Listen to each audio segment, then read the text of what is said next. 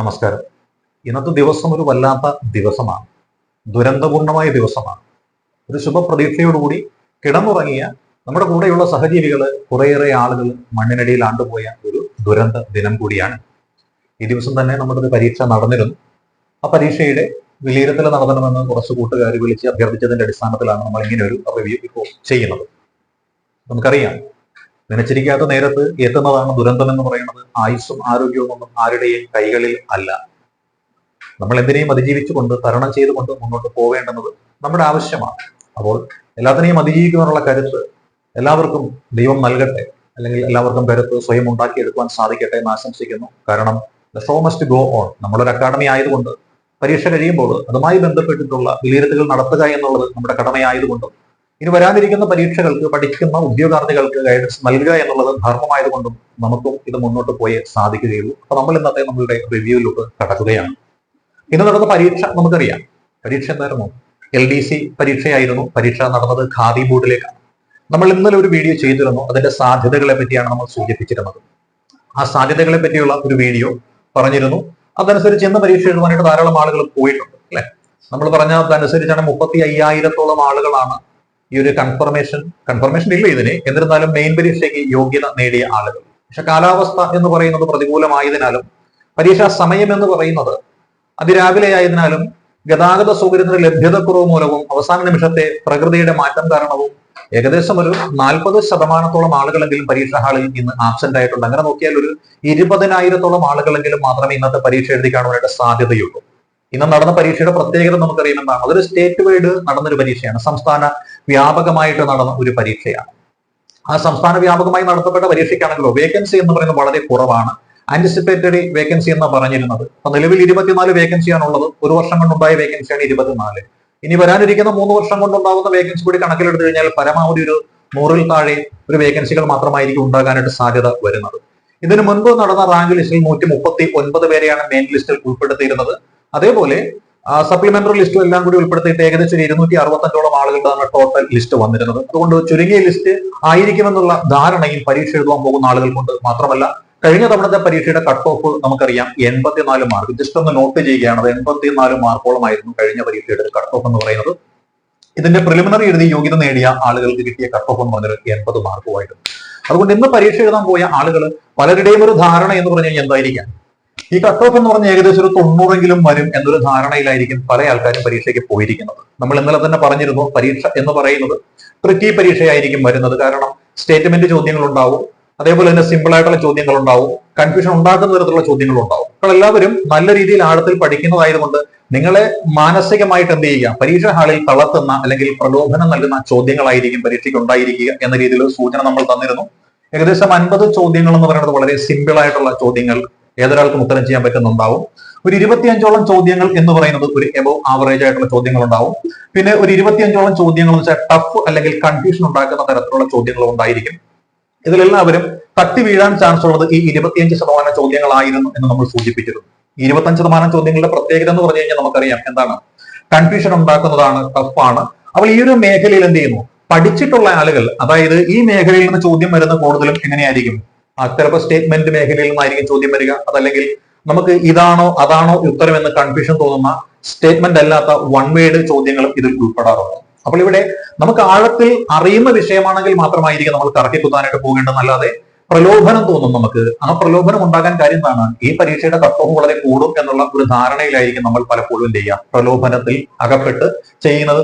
അങ്ങനെ നോക്കിയാൽ ഇന്ന് പല ആൾക്കാരും, ഒരുമാതിരിപ്പെട്ട ആളുകൾ പല ആൾക്കാരും എന്ത് ചെയ്തിട്ടുണ്ട്, ഒരു 15 ചോദ്യങ്ങൾക്ക് മുകളിലെങ്കിലും നെഗറ്റീവ് വരുത്തിയിട്ടുണ്ട്. അതായത് സിമ്പിൾ ആയിട്ടുള്ള 50ഉം ചെയ്തു, എബോവ് ആവറേജ് ആയിട്ടുള്ള ഒരു 25ഓളവും ചെയ്തു, അവസാനത്തെ 25-ലും എന്ത് ചെയ്തു, കയറി ഇങ്ങ് കൈവച്ചു. അതിന് കാരണമായിട്ട് വരുന്ന എന്താണ്, കഴിഞ്ഞ വർഷത്തെ കട്ട് ഓഫ് നിലയും അതേപോലെ ഈ പരീക്ഷയ്ക്ക് പ്രതീക്ഷിക്കപ്പെടുന്ന റാങ്ക് ലിസ്റ്റ് വളരെ ചുരുങ്ങിയതുമായിരിക്കും എന്നുള്ള ധാരണയാണ്. നമ്മൾ ഇന്നലെ തന്നെ പറഞ്ഞിരുന്നു, ഏകദേശം ഒരു 300 പേരുടെയെങ്കിലും, 300 മുതൽ 400 പേരുടെ വരെയെങ്കിലും റാങ്ക് പട്ടിക ഇടും. അതിന്റെ സാഹചര്യവും കൂടി നമ്മൾ സൂചിപ്പിച്ചിരുന്നു. കാരണം 2026 ഇലക്ഷൻ വരുമ്പോൾ ഒരു വലിയ റാങ്ക് പട്ടിക ഉണ്ടെങ്കിൽ മാത്രമേ ഉദ്യോഗാർത്ഥികൾക്ക് ഒരു സമാധാനം കിട്ടുള്ളൂ. കാര്യം എന്താ, ഇതിനു മുൻപ് നടന്ന റാങ്ക് പട്ടികയിൽ നിന്ന് മുഴുവൻ ആളുകളെയും തൂത്തുപിറക്കി എടുത്തു. അതുകൊണ്ട് ഇതും അങ്ങനെ എടുക്കുമെന്നൊരു പ്രതീക്ഷ ഉണ്ടാവും. അത് ഗവൺമെന്റിന്റെ ഒരു ടാക്ടിക്സും ആണ് നമ്മൾ സൂചിപ്പിച്ചിരുന്നു. അതനുസരിച്ച് പരീക്ഷ കണ്ടറിഞ്ഞ് ചെയ്യണമെന്ന് പറഞ്ഞാൽ ടഫ് തോന്നിയാൽ എന്ത് ചെയ്യുക, അവരല്പം ഉൾവലിഞ്ഞ് നിൽക്കുക. ഈസി ആണെന്ന് തോന്നിക്കഴിഞ്ഞാൽ കൂടുതൽ ചെയ്യുക. ഒരു മോഡറേറ്റ് ആണെന്ന് കണ്ടു കഴിഞ്ഞാൽ എന്ത് ചെയ്യുക, കിട്ടിയ മാർക്ക് കൊണ്ട് നമ്മൾ എന്ത് ചെയ്യുക, സംതൃപ്തിപ്പെടുക. ആ രീതിയിലൊക്കെയുള്ള ചെറിയ ടിപ്സ് ഒക്കെ നമ്മൾ സൂചിപ്പിച്ചിരുന്നു. അപ്പൊ ഇന്നത്തെ പരീക്ഷയെ കുറിച്ച് നമ്മൾ പറഞ്ഞു കഴിഞ്ഞാൽ നമുക്ക് മനസ്സിലാക്കാൻ പറ്റുന്ന കാര്യം എന്ന് വെച്ച് കഴിഞ്ഞാൽ എന്തായിരിക്കാം, പഴയ പരീക്ഷ പോലെ തന്നെ, അതായത് നമ്മുടെ തിരുവനന്തപുരം LDCയുമായി താരതമ്യപ്പെടുത്തി നോക്കിക്കഴിഞ്ഞാൽ ആ തിരുവനന്തപുരം LDCയെക്കാളും കുറച്ചുകൂടിയൊക്കെ എന്താണ് ടഫായിട്ട് എല്ലാവർക്കും തോന്നുന്നു. കാര്യം എന്താണ്, അത് മറ്റൊന്നുമല്ല, നെഗറ്റീവ് പല ആളുകൾക്കും വന്നു, അത് തന്നെയാണ് കാര്യം. അപ്പോൾ ഇവിടെ നമ്മൾ നോക്കിയാൽ നമ്മൾ പറഞ്ഞ മലയാളം, ഇംഗ്ലീഷ്, മാത്സ് അല്ലെ, 10 മാർക്ക് വീതമാണുള്ളത്. ഇതിൽ തന്നെ നോക്കിയാൽ സിമ്പിൾ ആയിട്ടുള്ള ചോദ്യങ്ങൾ തന്നെയായിരുന്നു ഈ മലയാളത്തിലും ഇംഗ്ലീഷിലും കണക്കിലും എല്ലാം ഉണ്ടായിരുന്നത്. കാരണം കണക്കിൽ നിന്ന് ഒരു ആവറേജ് ആയിട്ടുള്ള ഒരാൾക്ക് 8 മാർക്ക് കിട്ടും, ഇംഗ്ലീഷിൽ നിന്നും അത്രയും തന്നെ മാർക്ക് കിട്ടും. മലയാളത്തിൻ്റെത് ഒരു 7 മാർക്ക് പഠിക്കാനായിട്ട് സാധിക്കുന്ന, അതായത് എങ്ങനെ കിടന്ന് നോക്കിയെന്ന് പറഞ്ഞു കഴിഞ്ഞാലും എത്രയാണ്, ഒരു 23 മാർക്കിൽ കുറയാത്ത മാർക്ക് ഒരാൾക്ക് ഈ മേഖലയിൽ നിന്ന് സ്കോർ ചെയ്യാൻ സാധിക്കും. ചില ആളുകൾക്ക് ചിലപ്പോൾ 30 കിട്ടിയിട്ടുള്ളവരുണ്ടാവാം, അതല്ലെങ്കിൽ ഒരു 25 മുകളിൽ പോയിട്ടുള്ളവരുണ്ടാവും. ഏറ്റവും കുറഞ്ഞ മാർക്ക് എന്ന് പറഞ്ഞാൽ നമ്മൾ ഈ പറയുന്ന ഒരു എത്ര മാർക്കാണ്, ഒരു 23 മാർക്ക് എന്ന് പറഞ്ഞൊരു മാർക്കാണ് നമ്മൾ ഇവിടെ പറഞ്ഞിരിക്കുന്ന ഒരു മാർക്ക്, ഏറ്റവും കുറഞ്ഞൊരു മാർക്ക് എന്ന് പറയുന്നത്. അതേപോലെ GK മേഖല നമ്മൾ നോക്കിയാലോ, GKയിൽ കറണ്ട് അഫയേഴ്സ് ഉണ്ടായിരുന്നു. കറണ്ട് അഫയേഴ്സ് എങ്ങനെയാണ് ചോദിച്ചത്, അത് സബ്ജക്റ്റുമായിട്ട് റിലേറ്റഡ് ആയിട്ട് ചോദിച്ചത്. നമ്മുടെ ആ LDCയുടെ സബ്ജക്റ്റിൽ ആർട്സ്, സ്പോർട്സ് അല്ലെ, ലിറ്ററേച്ചർ, കൾച്ചർ എന്നൊക്കെ പറഞ്ഞുള്ള രീതിയിൽ ചോദിച്ചിട്ടുണ്ടായിരുന്നല്ലോ. അപ്പൊ അങ്ങനെ ആ ചോദ്യങ്ങളിൽ നമ്മൾ നോക്കുമ്പോൾ കറണ്ട് അഫയർ ആയിട്ട് നമുക്ക് തോന്നുന്നതാണ് വേൾഡ് കപ്പ് 2020 അല്ലെ, അത് ഏതിലാ, സ്പോർട്സിൽ പെട്ടുപോകും. അപ്പൊ അതേപോലെ ചോദ്യങ്ങൾ നമ്മുടെ കയറ്റുമതി, സമുദ്രോൽപ്പന്ന കയറ്റുമതിയാണോ, പഞ്ചസാര കയറ്റുമതിയാണോ, ബസ്മതി ഉൾപ്പെടെയുള്ള അരിയുടെ കയറ്റുമതിയാണോ ചോദിക്കുന്നത്, അത് ഏതിലാണ്, അത് എക്കണോമിക്സുമായി ബന്ധപ്പെട്ടാണെങ്കിലും അത് കറണ്ട് അഫയേഴ്സിൽ പെടും. അപ്പോൾ അങ്ങനെ നോക്കിയാൽ അല്ലെ, അങ്ങനെ നോക്കിയാൽ എന്താ സംഭവിക്കുക. പിന്നെ നമ്മൾ നോക്കിക്കഴിഞ്ഞാൽ ഓരോ ന്യൂനപക്ഷ കമ്മീഷന്റെ ചെയർമാൻ ആരാണ് എന്ന രീതിയിലേക്ക് ചോദ്യം ഉണ്ടായിരുന്നു. അത് കറണ്ട് അഫയേഴ്സ് ആണെങ്കിലും അത് ഇതിൽ പോകും. അത് നമ്മുടെ പോളിറ്റിയിലോ അല്ലെങ്കിൽ ഇമ്പോർട്ടന്റ് ആക്ടിലോ പെടുത്താവുന്നതേ ഉള്ളൂ. അങ്ങനെ നോക്കിയാൽ ആ ചരിത്ര വിഷയങ്ങൾ ഉൾപ്പെടെയുള്ള വിഷയങ്ങളുടെ ശ്രേണിയിൽ നമ്മൾ പെടുത്തി കഴിഞ്ഞാൽ ചോദ്യങ്ങൾ ഇങ്ങനെയായിരുന്നു ഉണ്ടായിരുന്നത്. ഹിസ്റ്ററിയിൽ നിന്ന് 6 ചോദ്യങ്ങൾ, ജോഗ്രഫിയിൽ നിന്ന് 5+2 അല്ലെ, 2 വെച്ചാൽ കറണ്ട് അഫയേഴ്സിന്റെ സംഭവം നമ്മൾ ഉദ്ദേശിക്കുന്നത് കൂടുതലും. എക്കണോമിക്സിൽ നിന്ന് 7 ചോദ്യങ്ങൾ ഉണ്ടായിരുന്നു, കോൺസ്റ്റിറ്റ്യൂഷനിൽ നിന്ന് 8 ചോദ്യങ്ങൾ, കേരള ഗവേണൻസിൽ നിന്ന് 4, അതുപോലെ പബ്ലിക് ഹെൽത്ത്, ബയോളജിയിൽ നിന്ന് മൊത്തം 8, ഫിസിക്സ് കെമിസ്ട്രിയിൽ നിന്നും 11, കൾച്ചർ, സ്പോർട്സ്, ആർട്സ്, ലിറ്ററേച്ചറിൽ നിന്ന് 9, ഇമ്പോർട്ടന്റ് ആക്ടിൽ നിന്ന് 7, ഇൻഫർമേഷൻ ടെക്നോളജിയിൽ നിന്ന് 3, അങ്ങനെ മൊത്തം 70 ചോദ്യങ്ങൾ. അപ്പൊ ഈ 70 ചോദ്യങ്ങളിൽ ഒരാൾക്ക് ചെയ്യാൻ പറ്റുന്ന ചോദ്യം എന്ന് പറയുന്നത് ഏകദേശം ഒരു 55 ചോദ്യങ്ങൾ എന്ന് പറയുന്നത് ചെയ്യാൻ പറ്റുന്നത് ഉണ്ടായിരുന്നു. 55ഓളം ചോദ്യങ്ങൾ എന്ത് ചെയ്യാൻ പറ്റും, നമുക്കൊന്ന് ശ്രമിച്ചു നോക്കാൻ പറ്റുന്ന ചോദ്യങ്ങൾ തന്നെ ഉണ്ടായിരുന്നതാണ്. അങ്ങനെ നോക്കിയാൽ ഈ 55 ഈ കൂട്ടത്തിൽ നമ്മൾ കൂട്ടിയാൽ എത്ര കിട്ടും, 8 അല്ലെ, 5 2 7 എന്ന് പറയുന്നത് ഏതൊരാൾക്ക് സിമ്പിൾ ആയിട്ട് കിട്ടും. അതായത് ഒരു ശരാശരി പഠിപ്പിച്ചിന് കിട്ടുന്ന മാർക്ക് 78 കണ്ണുകൂട്ടി കിട്ടും. പിന്നെ നല്ല രീതിയിൽ പഠിക്കുന്ന ആൾക്കാരുണ്ടാകുമല്ലോ, നല്ല രീതിയിൽ പഠിക്കുന്ന ആൾക്കാരുണ്ടെങ്കിൽ അവർക്ക് ഈ പറയുന്ന മലയാളം, ഇംഗ്ലീഷ്, മാത്സിൽ നിന്ന് ചിലപ്പോൾ ഒരു 3 മാർക്ക് കൂടി കിട്ടിയെന്നിരിക്കും. ഇവിടെ നിന്ന് വീണ്ടും ചിലപ്പോൾ എന്ത് കിട്ടും, ഒരു 5 മാർക്ക് കൂടി കിട്ടിയെന്നൊക്കെ ഇരിക്കും. അങ്ങനെ നോക്കിയാൽ ഇവർക്ക് ഒരു എത്ര മാർക്ക് വരെ, 86 വരെ മാർക്ക് സ്കോർ ചെയ്യാൻ പറ്റുന്ന ആൾക്കാർ തന്നെ ആയിരിക്കും ഇവർ പലരും. എങ്കിലും ഇവിടെ സംഭവിക്കുന്ന കുഴപ്പമെന്ന് വെച്ച് കഴിഞ്ഞാൽ അറിയാവും, കട്ട് ഓഫ് കൂടുമെന്ന് പറഞ്ഞിട്ട് പല ആൾക്കാരും എന്ത് ചെയ്യും, ഒരു 80 എണ്ണമെങ്കിലും ശരിയാക്കിയിട്ടുള്ള ആളുകൾക്ക് സംഭവിച്ച കുഴപ്പമാണ് ഈ പറയുന്നത്. അവരെന്ത് ചെയ്യുന്നു, അവര് കൂടുതൽ അങ്ങ് കയറി നെഗറ്റീവ് ആക്കി. നെഗറ്റീവ് ആക്കിയെന്ന് വെച്ചാൽ എന്താണ്, കണ്ണം പൂട്ടി അങ്ങോട്ട് കറുപ്പിക്കാൻ നിന്നു. അതായത് കറക്കി കുത്താൻ പോയി.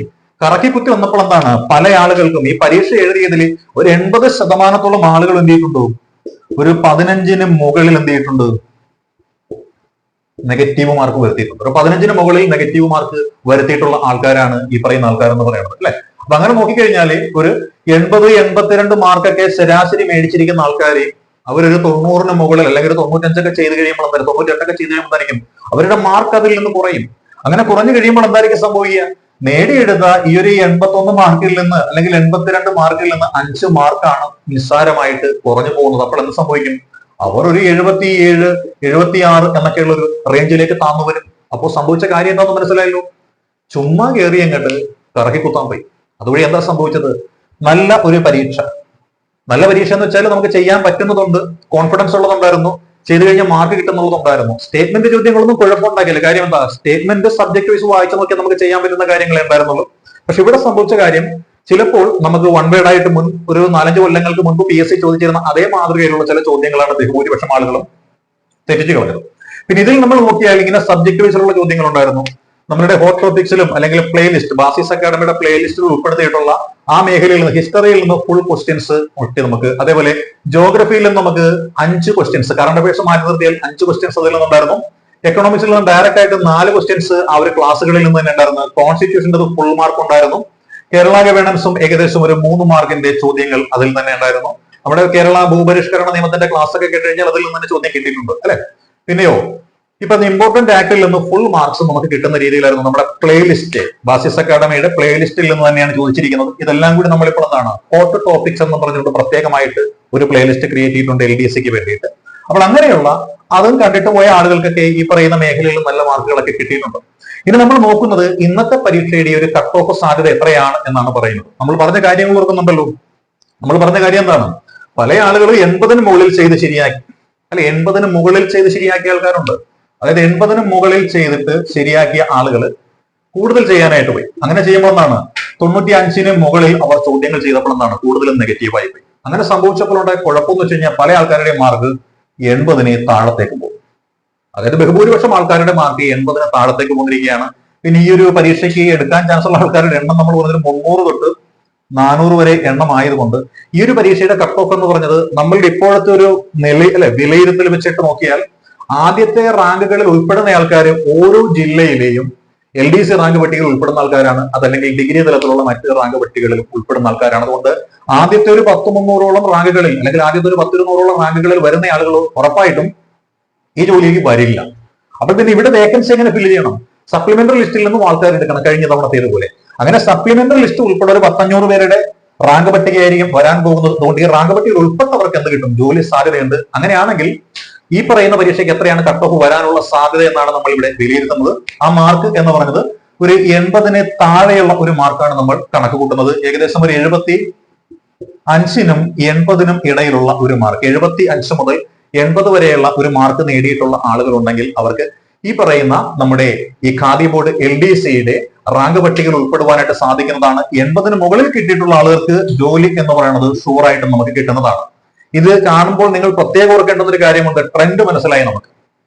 ഇപ്പോ വരാനിരിക്കുന്ന LDC പരീക്ഷ ട്രെൻഡ് നമുക്ക് മനസ്സിലായി. ഇത് നമ്മൾ ശ്രദ്ധിക്കേണ്ടുന്ന കാര്യം നമ്മുടെ കണ്ണൂര് അല്ലെ, നമ്മുടെ കണ്ണൂര് പരീക്ഷ വരാൻ പോവുകയാണ്. അതേപോലെ കൊല്ലം ജില്ലയിലും പരീക്ഷ വരാനായിട്ട് പോവുകയാണ്. അപ്പൊ ഈ കൊല്ലം ജില്ലയിലും കണ്ണൂർ ജില്ലയിലുമായിട്ട് LDC പരീക്ഷ എഴുതുന്ന ആളുകൾക്ക് മുന്നിൽ അവശേഷിക്കുന്നത് കൃത്യമായി പറഞ്ഞാൽ 15 ദിവസങ്ങളാണ് ഉള്ളത്. 15 ദിവസങ്ങൾ. ഈ 15 ദിവസത്തേക്ക് വേണ്ടിയിട്ട് നമ്മളൊരു ക്വിക്ക് റിവിഷൻ പദ്ധതി ഇവിടെ സ്റ്റാർട്ട് ചെയ്തിട്ടുണ്ട്. ക്വിക്ക് റിവിഷൻ പദ്ധതി എന്ന് വെച്ചാൽ ഒരു 45 ടെസ്റ്റ് പേപ്പറുകളാണ് ഈ ഒരു ക്വിക്ക് റിവിഷൻ പദ്ധതിയിൽ ഉൾപ്പെടുത്തിയിരിക്കുന്നത്. സബ്ജക്ട് വൈസിലും ടോപ്പിക് വൈസിലും മോഡൽ പരീക്ഷയും എല്ലാം ഉൾപ്പെടെ 45ഓളം ടെസ്റ്റ് പേപ്പറുകളാണ്. ഇത് നൽകുമ്പോൾ ഇതുമായി ബന്ധപ്പെട്ട് നിങ്ങളുടെ സംശയം എന്താണോ ആ സംശയങ്ങൾ ക്ലിയർ ചെയ്യുന്നതിനുള്ള ഫാക്കൽറ്റിയുടെ സപ്പോർട്ടും കൂടി നൽകുന്നുണ്ട്. ഒരു പ്രത്യേക ഗ്രൂപ്പിലായി മാത്രമായിട്ട് നടത്തുന്ന പരീക്ഷയാണ്. ഇതിനൊരു കോഴ്സ് ഫീസ് നിശ്ചയിച്ചിട്ടുണ്ട്. അതൊരു 300 രൂപ മാത്രമായിട്ടുള്ള കോഴ്സ് ഫീ ആണ് നിശ്ചയിച്ചിരിക്കുന്നത്. അപ്പോൾ ഈ 2 ആഴ്ചത്തെ പഠനം കൊണ്ട് നമ്മുടെ ഇപ്പോഴത്തെ നിലവാരത്തിൽ നിന്ന് ഒരു 10 മാർക്കെങ്കിലും നമുക്ക് കൂടുതൽ നേടാൻ സാധിച്ചു കഴിഞ്ഞാൽ നമുക്ക് റാങ്ക് പട്ടികയിൽ എത്തിച്ചേരാൻ സാധിക്കുമെന്നതിൽ യാതൊരു തർക്കവുമില്ല. അപ്പോൾ ഈ ക്ലാസ് അല്ലെങ്കിൽ ഈ ഒരു വീഡിയോ കണ്ടുകൊണ്ടിരിക്കുന്ന കൂട്ടുകാരുണ്ടെങ്കിൽ കൊല്ലം, കണ്ണൂർ ജില്ലകളിൽ LDC പരീക്ഷ എഴുതുവാൻ തയ്യാറെടുത്തുകൊണ്ടിരിക്കുന്ന ആളുകൾ ഉണ്ടെങ്കിൽ, താല്പര്യമുണ്ടെങ്കിൽ നിങ്ങൾക്ക് ഈ ഒരു കോഴ്സിലേക്ക് ജോയിൻ ചെയ്യാൻ സാധിക്കുന്നതാണ്. ആ ഒരു കോഴ്സിൽ ജോയിൻ ചെയ്യാൻ താല്പര്യമുള്ളവരുണ്ടെങ്കിൽ ഈ കാണുന്ന നമ്പറിലേക്ക് വാട്സപ്പിൽ നിങ്ങൾക്ക് ഡീറ്റെയിൽസ് അയച്ചു നൽകാവുന്നതാണ്. വാട്സപ്പ് നമ്പർ ഇതാണ് 98 46 18 31 66. അപ്പോൾ കൊല്ലം, കണ്ണൂർ ജില്ലകളിലെ LDC പരീക്ഷയ്ക്ക് ക്വിക്ക് റിവിഷൻ പ്രോഗ്രാമിൽ ജോയിൻ ചെയ്യാൻ താല്പര്യമുള്ള കൂട്ടുകാരുണ്ടെങ്കിൽ ഈ കാണുന്ന നമ്പറിൽ 9846183166 എന്ന നമ്പറിൽ നിങ്ങൾക്ക് ജോയിൻ ചെയ്യാവുന്നതാണ്. അപ്പോൾ ഇന്ന് നടന്ന ഖാദി ബോർഡ് LDC പരീക്ഷ എഴുതിയ കൂട്ടുകാർക്ക് ഒരു 75-80 മാർക്കിന് ഇടയിലാണ് നേടുവാൻ സാധിച്ചിരിക്കുന്നതെങ്കിൽ നിങ്ങൾ ഈ പറയുന്ന കട്ട് ഓഫ് മാർക്കിനകത്ത് വരാനുള്ള സാധ്യത കൂടുതലാണ് എന്ന് പറഞ്ഞുകൊണ്ട് ഈ ഒരു പരീക്ഷ എഴുതിയ കൂട്ടുകാർക്ക് ആശംസകൾ നേർന്നുകൊണ്ട് അവസാനിപ്പിക്കുന്നു. All the best.